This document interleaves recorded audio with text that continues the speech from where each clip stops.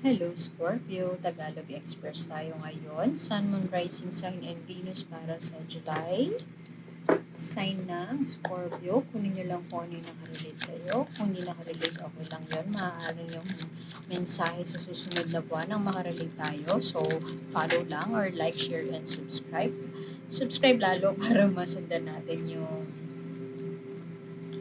susunod na reading. Pero naniniwala ako meron at meron dito na mapupulot lalo na dun sa oracle card sa dulo. At,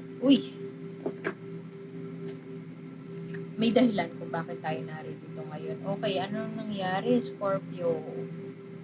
May kaso. Divorce ba? Hiwalayan? At may unfair na nagawa or ginawa sa'yo recently at medyo natatakot tayong maaaring mamili or natatakot tayong mag-proceed sa kung ano man yung bagay na tingin na dapat natin gawin. Maaaring cheating incident, malalaman natin sa mga susunod na cards, pwedeng cheating incident, pwedeng pandaraya, pandarambong, panggagago, oops, sorry, pang-aano sa'yo ng mga, ng, pwedeng ng ex mo. Hindi ko alam kung ano to kung love reading, parang hindi pa lumalabas sa ngayon. Pero merong ginawa sa'yo in the past at ngayon na-trauma ka doon, pero hindi naka-move on, natapos na. At sa ngayon ay parang pinupulot mo pa yung mga bubog ng nakaraan, ganon. May unfair na nangyari, may hindi, asa ng hustisya, ganyan ng ano. Pero siguro, last month, napagod ka na kakahanap ng hustisya. So ngayon, parang nag-iisip ka na ng mga paraan para maka-move on mula doon sa sitwasyon na yun.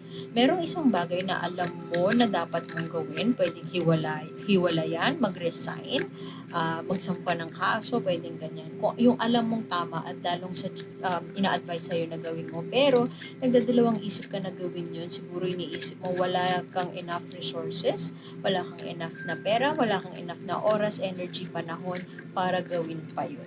So medyo napanghihinaan ka ng loob para double star card. Chill lang tayo ngayon, maaaring chill lang. Calm and collected kasi ang star card. Pwede ding wishing upon a star. Alam mo yung bawa after ng breakup no, or after na mangyari sa'yo isang sobrang sakit na bagay. Alam mo yung period of, di ba, iiyak ka ng bonggang-bongga, pero may period, may silence, parang calm before the storm. It's either lutang, wala na tayong maramdaman, pwede din na natanggap na natin. So, yun na yung mo ngayon, yun na yung stage mo ngayon. May pwede hindi fully tanggap kasi bakit tayo hindi makausap ng matino kung tanggap na natin, di ba? Medyo parang silent mode, nagko-contemplate, nag-iisip ng mga paraan para ma-channel ang creativity, para maka-move on, nagda-diary, ganyan, paint, hindi pa ganun ka-active at ka-taas ang energy ang ine-expend natin or ginagamit natin sa everyday life natin ngayon. Medyo pahinga mode. Pahinga mode, pahinga mode yan. Hindi ko pa kita yung plano, pero may pakiramdam ako na may pagpaplano na. Although, medyo may pa tayo, medyo napanghihinaan pa tayo ng loob para gumawa ng move. Ayaw mo ng drastic move pa sa ngayon. Ayaw mong gumawa ng bagay para totally matapos na. Pero at the same time, ayaw mong gumawa ng isang bagay pa future, like bagong bagay para baka move to the future ka. Pero at the same time, ayaw mo din namang gumawa ng isang bagay para makarelax ka. Isip ka pa rin ng isip, yung ganon. Siguro sinasabi din, yung ibang friends mo sinasabi sa'yo na magsumbong ka na sa police or mag-file ka na ng kaso, mag-file ka na ng complaint sa DOLE or whatever na para makausad tong pinagdadaanan mo. Pero chill ka lang, ayaw mong gawin yun. Pero at the same time, kung napapagod ka na, ayaw mo din namang gumawa ng isang bagay para ma-relax ka, like travel. Meron ka isang bagay na iniisip na both ayaw mong isipin, pero nanghihingi ka rin ng opinion ng friends mo, so iniisip mo talaga siya. Pwedeng in denial ka na iniisip mo siya. Or let's say, pinapalayas na kayo sa bahay mo. Ayaw mong bitawan. May isang bagay kang ayaw bitawan. Hawak mo lang siyang ganyan. Hindi mahigpit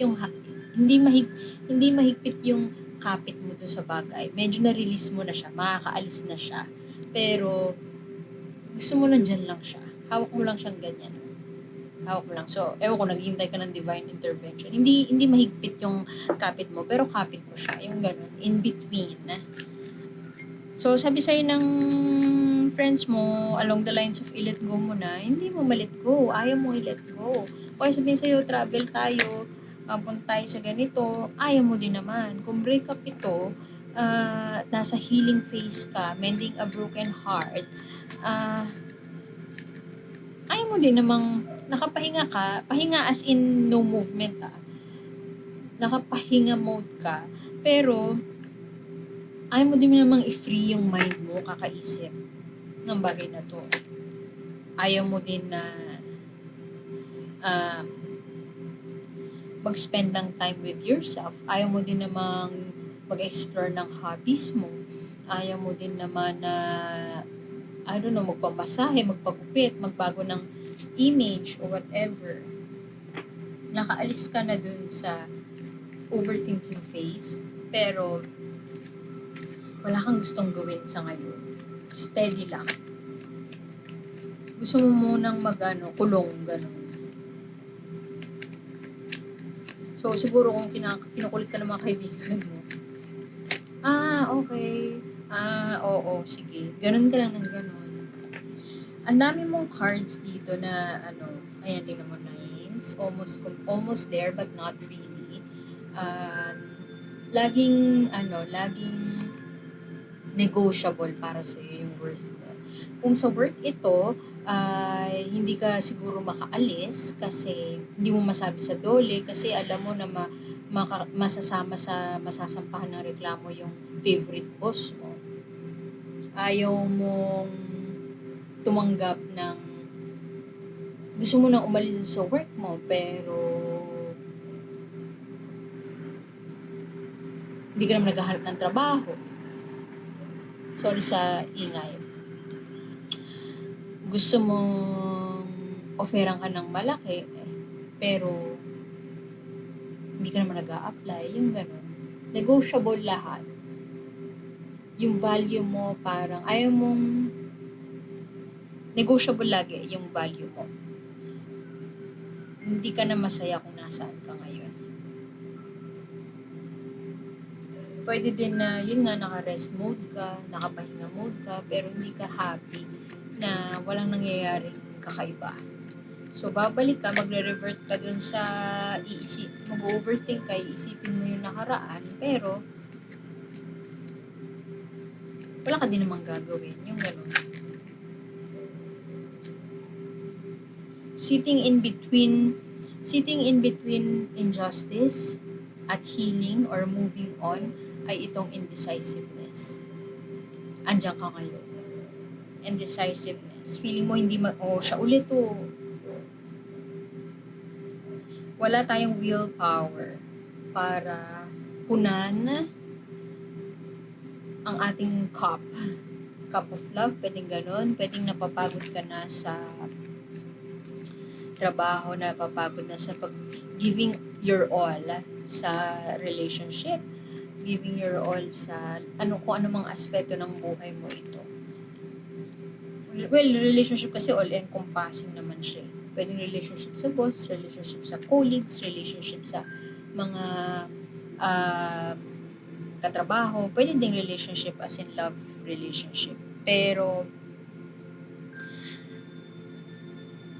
yung mga ina-advise sa'yo at yung mga kutob mo na dapat mong gawin, ayaw mong gawin. Siguro sabi mo pahinga muna ako, pero parang 6 months ka na nagpapahinga, 1 year ka na nagpapahinga, yung ganun. Marami tayong keme sa Scorpio. Marami tayong keme. Ayaw nating kumilos kasi parang matrabaho yan. ang daming gagawin. Walang, yun, yung willpower. Merong option A, may option B. Hindi mo mahanap yung middle ground. Pwede din to yung mga typical na work from home o work from home na sakto lang yung sahod o office face to face pero malaki yung sahod. Yung mga ganong options. Tapos, alam mo na hindi ka naman na happy dun sa current na trabaho mo pero wala ka namang ginagawa. Hindi ka naman nag-a-apply. Hindi ka nag-a-update ng resume. Yun. So, alam mo na hindi na tapat at hindi mo na deserve yung binibigay sa'yo. Pero, eto ka, ayaw mong, chariot kasi to success yan upright. Dalawang beses mo pa nakuha. So, pak na pak, yun talaga yung clear message, affirmation lang to nung una ko nabunod. Ang galing, no? Talagang lumabas siya na uncertain, hindi makapag-desisyon. Ang chariot, di ba, ikaw yung, hindi mo ma-drive yung, alam mo yung kasabihan, si Edgar Allan Poe, I am the master of my own fate. So, hindi mo ma-drive yung chariot mo, hindi mo ma-drive yung kotse mo, hindi mo ma-drive kung ano man yung kinalalagyan mo ngayon forward. Kasi,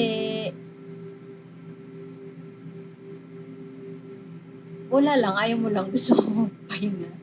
Pero mukhang, ang tagal mo na nagpapahinga. Kasi kasama dun sa pahinga na yun, ayaw mong kumilos kasi nagdadalawang isip ka kasi para feeling mo hindi ka deserving, feeling mo hindi ka deserving na humingi ng mataas na sahod, hindi ka confident na i-assert na hindi mo gagawin yun kasi ang tagal mo na sa trabaho, oo ka lang ng oo. So, wala ka na lang gagawin. No? Ayaw din mag-aral, ayaw mag-upskill. Meron tao sa paligid mo na malaki ang impluwensya sa'yo. Fire sign siya, Sagittarius, Leo, Aries. Pwedeng boss mo to. Pwede din kaibigan mo. Pwedeng somebody older than you. Pwedeng, yun nga, boss mo. At maaaring siya yung nakaka-influence sa'yo na mag-desisyon. Pwede din na siya yung nagsisteer sa'yo para ganito yung gawin mo kasi, ganyan-ganyan. Kung disconnected ka sa tao na to ngayon,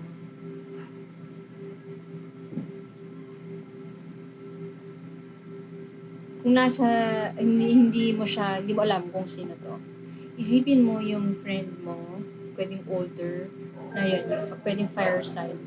Charmer to sobrang, pwede din na influencer na siya ngayon. Pwede din na, basta charming siya, creative na tao. Mag-reconnect ka sa kanya. So, mukhang siya ang makakapagbigay sa'yo ng racket or makakapagturo sa'yo, magko-coach, ganyan, kung paano yung pwede mong, magbibigay sa'yo ng magandang advice. Pero overall, mukhang hindi ganun kumbinsido tayo. May self-doubt tayo. Kumbinsido sa sarili para gumawa ng bagay na makakapagpaalis sa atin sa kung ano man yung rot or imprisonment na nafe-feel natin sa ngayon. Gusto mong may magbago around you pero wala tayong lakas ng loob para baguhin ang mga bagay-bagay. At essentially, itong dalawang to, medyo cliche na pero yan, self-love, medyo kulang tayo sa sa department na yun, self-love department, self-care. Maaaring in the past, bigay tayo ng bigay more than what we could, stretching ourselves way too thin, at hindi tayo nakikinig sa ating intuition. So, kung meron kang naiisip ngayon or may kutob ka na dapat mong gawin, go mo na. Kasi dalawa yung chariot mo dito. You will drive, ikaw lang ang makakapag-drive sa sarili mo towards success. Ikaw lang makakatulong din sa sarili mo. At habang mahina ang loob natin, lalong hindi tayo makakarating sa gusto nating puntahan. What is this? Welcome the unwelcome.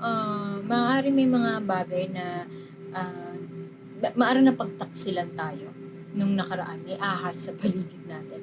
Pero sa papaanong paraan mo matatransform yung betrayal na yun para makilala kung sino ka. Sa paanong paraan mo ma-embrace or matatawag yung lakas na meron ka, lakas ng loob na meron ka. Sa paanong paraan mo masasamon yung mga snakes na yun, yung mga ghosts of the past para mag-work to your advantage. So, let's say, meron kang trabaho na hindi mo gusto, no? Sa paanong paraan mo, di ba, sabi nila, don't burn bridges. Sa paanong paraan mo magagamit yung network mo? Kasi hodang ayaw mo o gusto mo yung workmate mo na yun, pero magaling siya. Sa paanong paraan mo magagamit yung network na yun para bigyan ka ng testimonial or para mai-connect ka sa iba pang network niya at sa iba pang racket na pwedeng makatulong sa'yo habang nagtatahanap ka ng trabaho. Ngayon, kung sa relasyon naman to, kung merong isang bagay na nakagulat sa'yo, nakagulantang sa buhay mo, most recently, let's say betrayal, cheating, ganyan, so paanong paraan mo gagamitin yung emotions, yung negative emotions na yun para makarating ka doon sa gusto mong mapuntahan. Halimbawa, nalaman mo nag-cheat sa'yo yung partner mo, may jealousy ka naramdaman, may mababang tingin sa sarili, may insecurity, lumabas yung insecurities mo. Ngayon, habang nalaman mo kung ano yung insecurities na yun, sa papaanong paraan mo magagamit yung mga nalaman mo na yun sa sarili mo para ma-turn siya into something na ma-forge into fire, ma-transform siya into a way na magiging makakatulong sa'yo para mahanap kung ano yung strength, ano ba yung Tagalog ng strength? Lakas. Lakas mo as a person. Lakas ng personality mo. So, yung una yun doon, sorry Scorpio. And like, share, subscribe lamang po para maabutan po nila ang pag-upload ng mga bagong videos and sana makita ko po kayo ulit. Thank you for being here and bye-bye!